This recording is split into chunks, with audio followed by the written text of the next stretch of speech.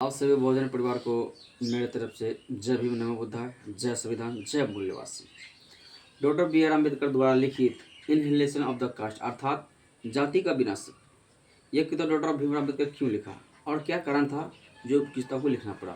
क्योंकि वर्तमान समय में जो SC ST और OBC वर्ग के जो लोग हैं उनमें कुल मिलाकर 6,655 से 56 जात है और डॉक्टर बी आर अम्बेडकर इन्हीं कास्टों पे लिखा था इनहेलेशन ऑफ द कास्ट अर्थात जात पात का विनाश।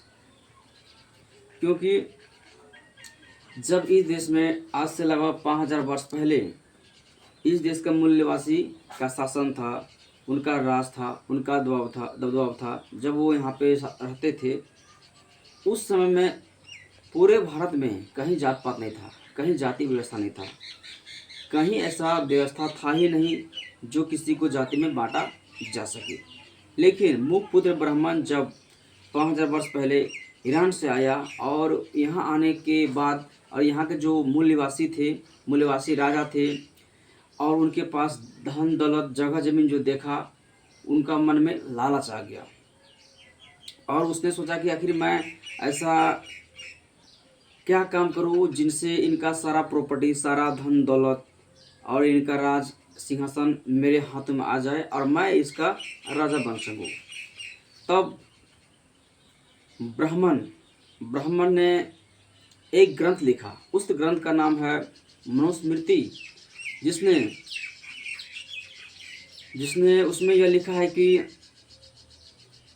इंसानों का उत्पत्ति किस तरह से हुआ है और कैसे वर्ण व्यवस्था बनाया गया है। और उनमें से मनुस्मृति में वर्ण व्यवस्था 4 तरह से बांटा गया है। सबसे पहला है ब्राह्मण कहने का अर्थ होता है कि ब्राह्मण का उत्पत्ति यानी कि पैदा। ब्राह्मण का उत्पत्ति मुख से हुआ है, इसलिए वो सबसे सर्वश्रेष्ठ है, सबसे ऊंचा है। उनका काम है पूजा पाठ, कर्मकांड, यज्ञ और हवन करना, साथ ही साथ शिक्षा देना। उसके बाद आता है नंबर 2 में क्षत्रिय का उत्पत्ति बाहों से हुआ यानी कि भुजा से, और क्षत्रियों का काम था राजा बनना, देश को चलाना। तीसरा नंबर में है वैश्य यानी कि जिसका उत्पत्ति जंग से हुआ है। वैश्य का काम है व्यापार करना, व्यापार को आगे बढ़ाना, पूंजी इकट्ठा करना और राजभर में पूंजी को नियंत्रण करना। और तीसरा आ जाता है शूद्र में आ जाता है SC ST और OBC समाज के लोग, यानी कि इस देश का जो मूल निवासी है वो आ जाते हैं। और उसका उत्पत्ति कहाँ से हुआ है? पैर से। जिनका पैर से पैदा हुआ है उनको क्या कहा गया? शूद्र। यानी कि पूरे भारत में जो 85% SC ST और OBC वर्ग के लोग हैं, यानी कि जातियों में देखा जाए तो 6,655 या 56 जातियों में बांटा गया है। इसी पे डॉक्टर बाबा साहब भीमराव अम्बेडकर ने यह किताब लिखा है इनहेलेशन ऑफ द कास्ट, और यह किताब को सभी मूल निवासी को पढ़ना चाहिए। क्योंकि आज जो हमारे देश में जातिवाद इतना फैल चुका है और हर एक व्यक्ति SC ST और OBC समाज के लोग एक दूसरे को नीचा दिखा रहे हैं, एक दूसरे को अपमान कर रहे हैं, बेइज्जती कर रहे हैं, इंसल्ट कर रहे हैं। वो बोलता मैं बड़ा हूँ तो कोई कहता मैं बड़ा हूँ। यह सब ब्राह्मण का चाल था, क्योंकि ब्राह्मण जानता था कि देश का जो मूल्यवासी है उनको हजारों जात में यदि हम बांट देते हैं एक दूसरे को नीचा करके, वह कभी ना एक होगा ना ही कभी एक होगा मेरा विरोध करेगा और मेरा शासन सत्ता यहाँ कायम रहेगा और मैं हमेशा के लिए यहाँ पे सुखी और संपन्न जिंदगी जी पाऊंगा। इस पे डॉक्टर बाबा साहब भीमराव ने यह पुस्तक लिखा है।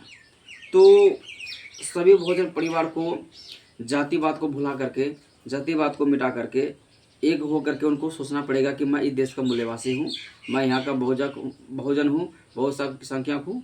हमें जातियों में नहीं बंटना है, ना ही जातियों में भटकना है। हमें डॉक्टर बाबा साहब भीमराव अम्बेडकर का जो विचारधारा है उन पे हमें चलना है।